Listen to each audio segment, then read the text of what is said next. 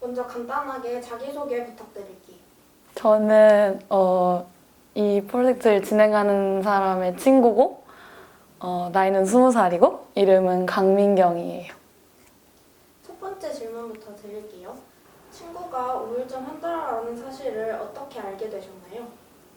저한테 직접 말해준 건 아니었고 제가 인스타그램을 보게 돼서 그 친구가 쓴 글을 보고 알게 된 것 같아요. 그 사실을 알게 되었을 때 어떤 생각들이 먼저 드셨나요? 생각이 들었다는 건 처음에는 그냥 아 그랬구나 하고 뭔가 되게 힘들었겠구나 라고 생각은 했는데 더 깊게 생각을 하지 않은 건 일단 제가 그 당사자가 아니잖아요. 그래서 거기에 대해서 제가 뭔가 깊게 생각을 갖거나 하는 게 제 생각에는 옳지 않다고 생각해서 더 깊게 생각하려고 하지 않았던 것 같아요. 친구에게는 어떻게 반응하셨나요? 제가 딱히 반응을 하진 않았고요. 왜냐면 저도 그 증상에 대해서 전문적인 지식이 있는 게 아니니까 제가 괜히 잘못 말하면 친구도 좀 상처를 받을 수 있고 저도 그게 예의가 아니라고 생각해서 딱히 뭔가 뚜렷한 반응은 하지 않았던 것 같아요. 친구가 우울증 환자라는 걸 알기 전과 후에 두 분의 관계에 어떤 차이가 생겼나요? 그때도 친구고 지금도 그냥 친구죠. 혹시 되돌아보게 된 언행이 있나요? 평소에도 좀 혐오적인 표현을 안 쓰려고 했죠. 막 병신이나 장애인이나 정신병자나 막 그런 얘기들. 근데 그런 당사자가 곁에 있잖아요. 그런 뭔가 정신적인 질환을 앓고 있는 친구가.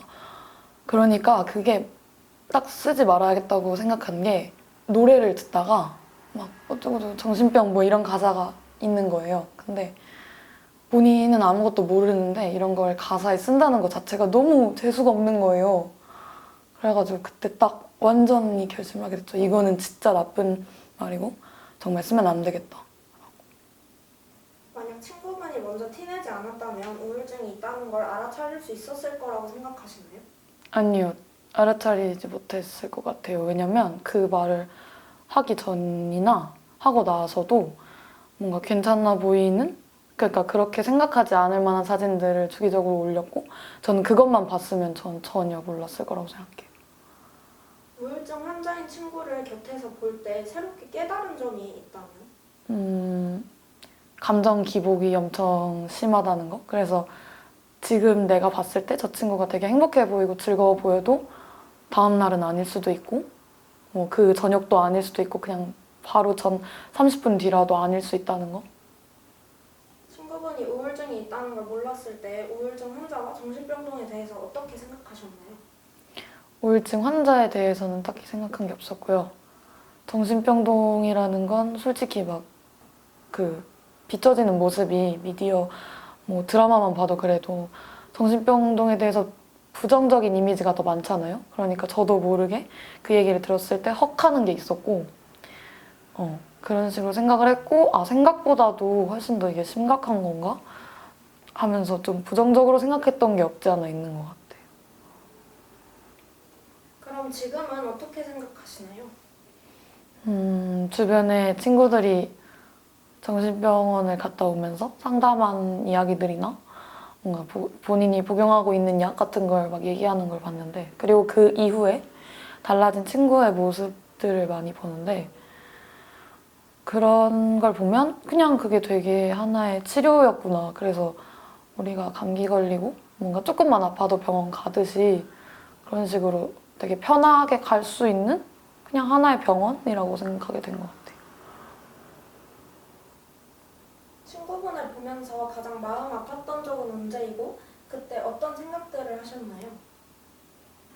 뭔가 정신적인 문제잖아요. 그러니까 제가 적극적으로 개입할 수 없다는 게 크게는 그게 제일 힘든데 솔직하게 말하면 자해라는 걸 보는 게 제일 그 속상하죠. 왜냐면 저도 그 고통을 알잖아요.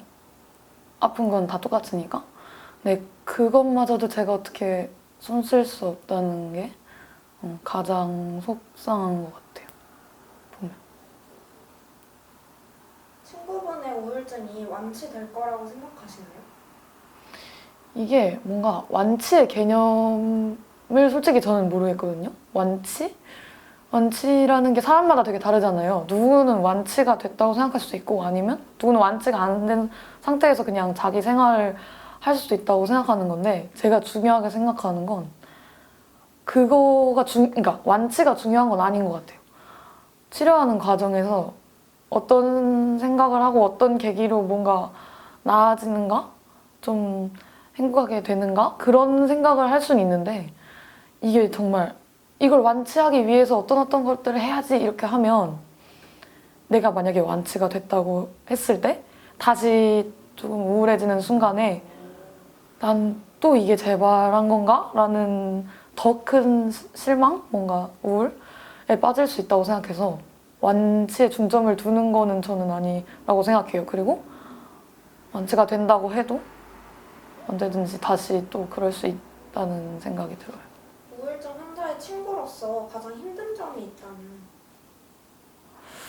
있다면? 가장 힘든 점? 가장 힘든 점은 아까 말했듯이 제가 개입할 수 없는 문제를 바라봐야 되는, 뭔가 그냥 계속 바라봐야 되는 입장이라는 게 좀 슬플 때가 있고요.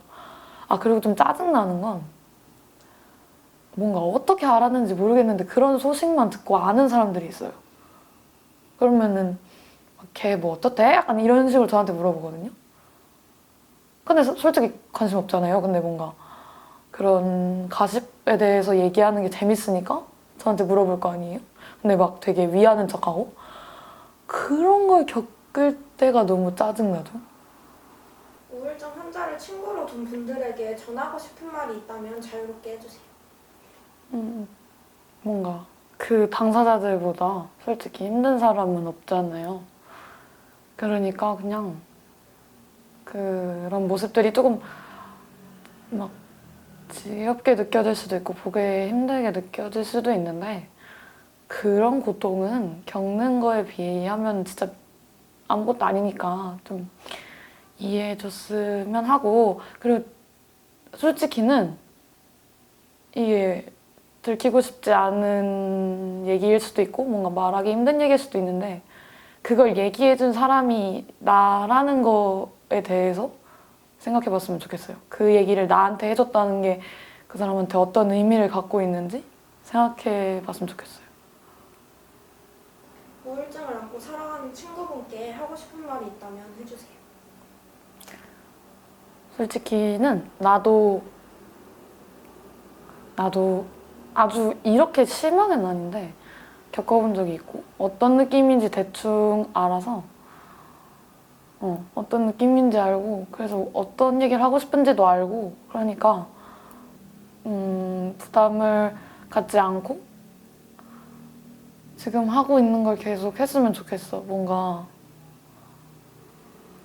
행복해져야 된다는 것도 없고 노력해야 된다는 것도 없으니까 그냥 하고 싶은 걸 하면서 마음이 좀 진정될 수 있는 걸 기다리는 게 제일 좋은 것 같고 그리고 진짜 제일 큰 건 그냥 정말 다 이해를 하니까 뭐든지 하고 싶은 거 그리고 얘기하고 싶은 걸 얘기해줬으면 좋겠고 아까 말한 것처럼 이런 얘기를 해준 게 나라는 게 나는 그게 되게 의미 있다고 생각해서 그것만으로도 고마우니까 하고 싶은 걸 했으면 좋겠어.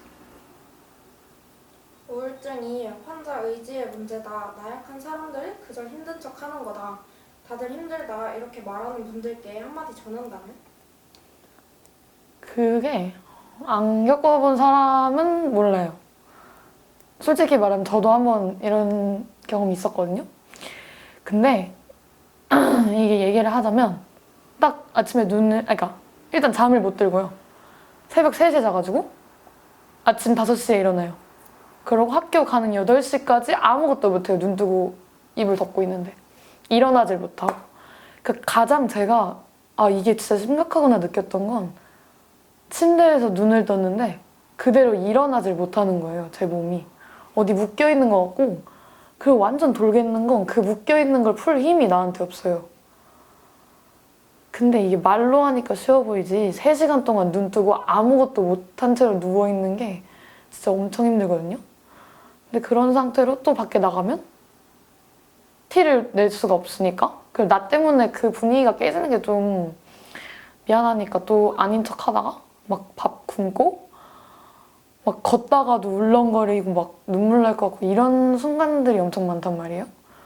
이거를 한 달 동안 겪는다고 생각해보세요. 그러면 진짜 막 진짜 말 그대로 엄청 죽고 싶은데 그렇다고 또 죽지도 못하잖아요. 이거는 겪어보지 않은 사람은 몰라요. 이거는 나의 의지로 되는 문제가 아니에요.